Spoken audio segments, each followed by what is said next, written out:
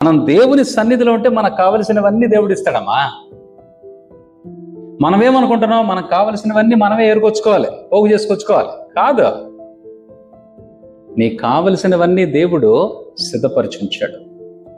నీవెప్పుడైతే దేవుని కొరకు కనిపెట్టుకొని కృతజ్ఞత కలిగి ఉంటావో, ఒక రోజు మనకు వచ్చిందనంటే గడిచిన దినాన్ని బట్టి దేవునికి కృతజ్ఞతలు చెప్పాలి.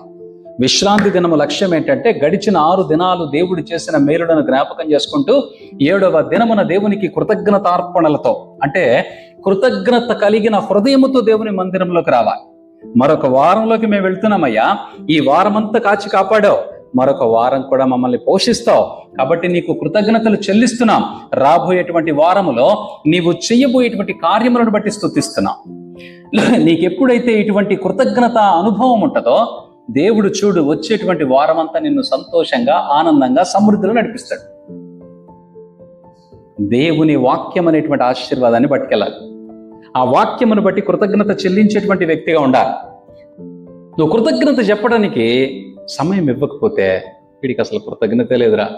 నీ జీవితంలో కూడా దేవుణ్ణి స్తుతించుట కొరకు 1 గంట నువ్వు కేటాయించగలిగితే నిన్ను బట్టి దేవునికి సంతోషం కలుగుతుంది.